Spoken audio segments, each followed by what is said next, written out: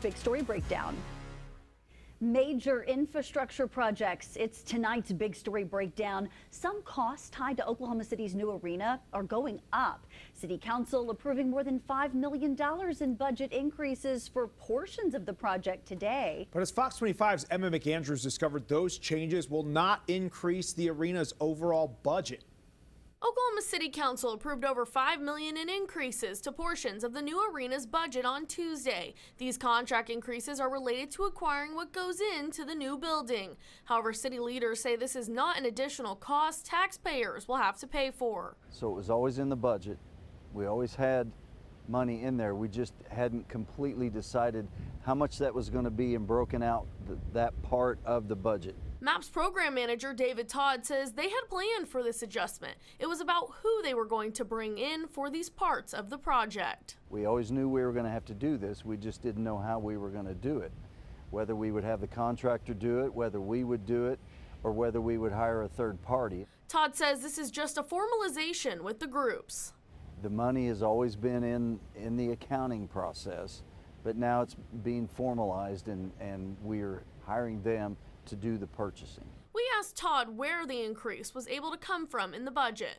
No, it's not cushion. It was always a line item within the budget for architecture, engineering, all those kind of services, and it's coming out of that. Todd says they chose to go with these firms because they were already working with them. This group has done this numerous times for large arenas and stadiums across the country.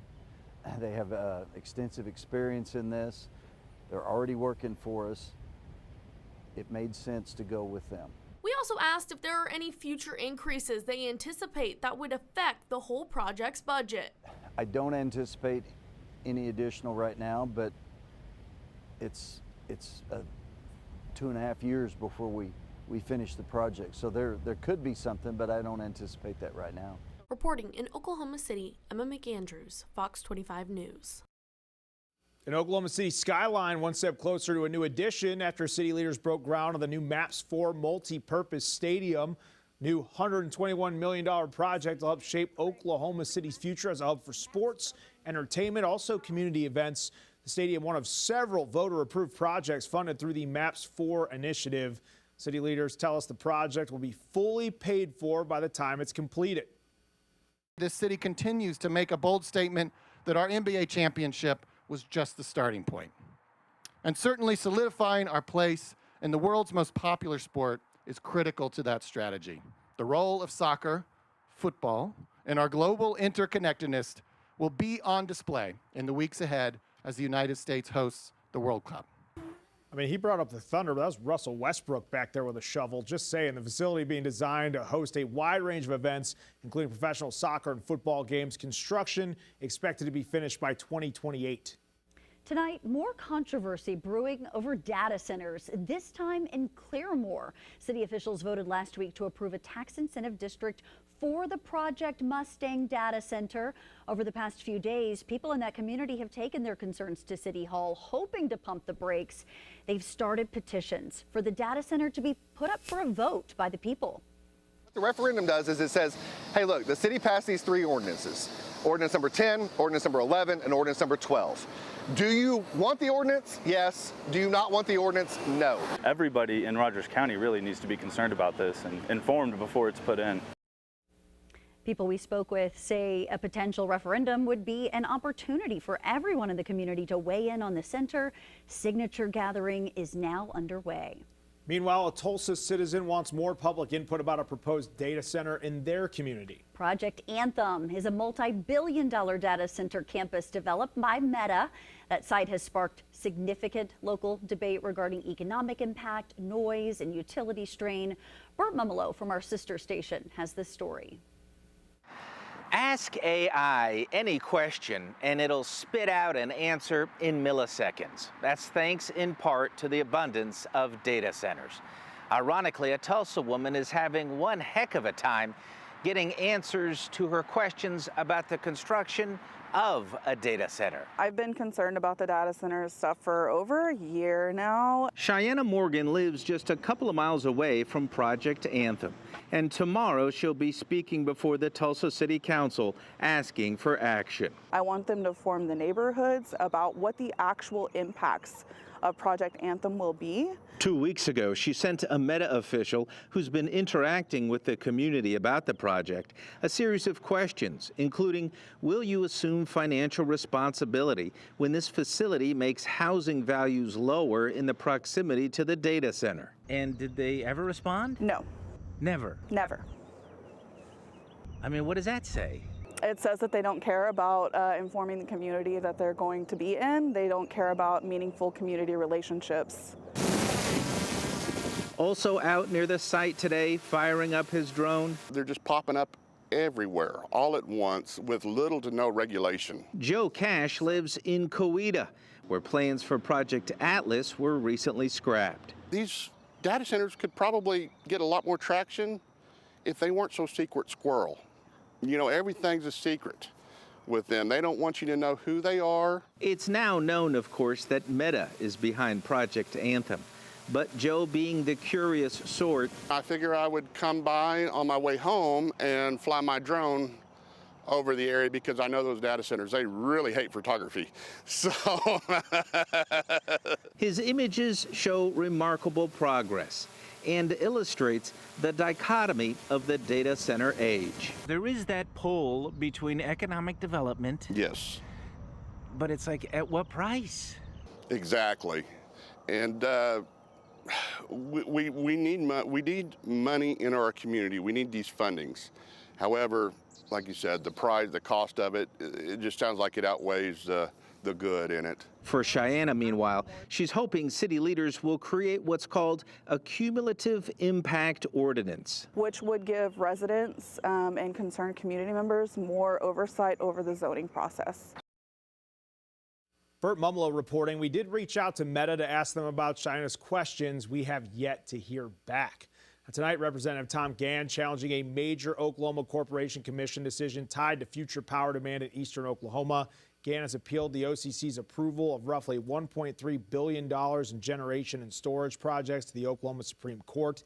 Gann argues existing PSO customers should not be forced to subsidize infrastructure needed for large industrial users, including proposed data centers and a planned aluminum smelter in Inola.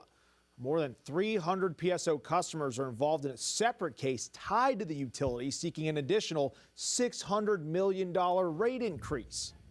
And that dispute in Rogers County continues to brew over the future of the massive multi-billion-dollar industrial development. Oklahoma Attorney General Gentner Drummond filed a court petition in Rogers County District Court to officially block the construction of the proposed aluminum smelter in Inola. Paige Orr from our sister station in Tulsa explains the move has ignited an intense statewide controversy centering on Northeast Oklahoma's environment, economy, and local jobs.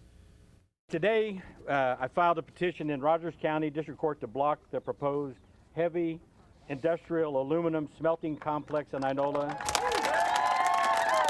He warns the project is majority owned by a foreign monarchy, demands millions in taxpayer dollars, and creates massive pollution risks. Primary aluminum smelting is extremely hazardous. It consumes significant amounts of electricity, as much as many cities in Oklahoma consume, as well as water, and it is one of the most polluting heavy industrial activities that exists.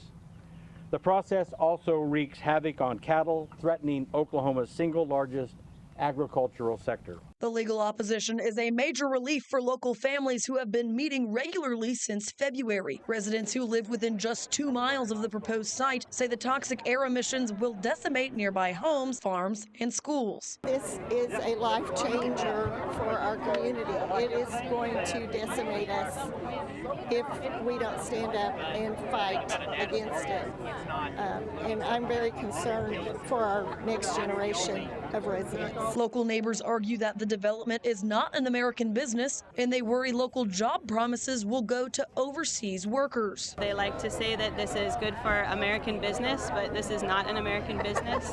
And they have said at their meetings that they've held here in Inola that they will be hiring a lot of people, foreign workers from the UAE. But state and industry leaders are fiercely slamming Tuesday's lawsuit. Governor Kevin Stitt accused Drummond of weaponizing his office for cheap political gimmicks against a top economic priority for President Trump. In a statement, Oklahoma Primary Aluminum responded to the claim, saying the plant will accelerate an America First agenda and create 7,000 total local jobs. The company vows its new next-generation technology will cut power use by a third and feature emission safeguards to fully protect livestock and neighbors. I put your future, our future, primary over any profit that any foreign-owned entity could make. And that was Page Orr reporting. State officials and local watchdog groups say they will continue to track the legal petition closely as the battle moves into district courts. And behind the excitement surrounding some of Oklahoma's biggest projects lies a growing debate, a new wave of data centers and industrial developments promising economic growth. But critics are concerned about the long-term impacts on those surrounding communities. As we told you yesterday, current and former Yukon leaders concerned about the data center contract. Fox 25's Rob Hagan's got your back. Following up on the water agreement, Rob, what have you learned today? Adam, Wendy, just like last night in Piedmont, tonight's city council meeting here in Yukon was filled with heated comments after residents learned just how strained and how expensive the water supply is going to be in the next 25 years. One resident even compared city leaders to Nazis. It was another packed city council meeting in Yukon, but it was short on patience for talks of the data center that consumes up to 3 million gallons of wastewater a day. It's not a good deal for us, and other cities know it already. Yukon's water supply plan looks at 8 options, including 5 aquifers, non-potable reuse water, direct potable reuse water, and 2 million gallons a day purchased from Oklahoma City. Projected costs exceed $200 million, with millions more tacked on over the next 25 years for operations and maintenance. But the data center was left out of the conversation from the study started in late 2024. The data center uses up to 3 million gallons a day to cool its servers, but the non-potable option supplying the 3 million gallons a day is $55.9 million in capital costs, needing an 18-inch pipe at 3.5 miles long. The options recommended to fit large industrial demand. Residents rallied one by one against the center after hearing the news. Beltline is not our savior here. They're not our answer to our problems. We're going to have to dig deep, be tough, bite the bullet, spend money we don't want to spend, pay probably more in taxes, but we'll still have Yukon. Some residents even compared city leaders to Nazis. We voted for Pillmore, and I regret that vote more than anything I probably have ever done in my life, because this feels like some Nazi regime. Others want city leaders to be recalled. We will collect those signatures within 30 days, and we're going to remove you.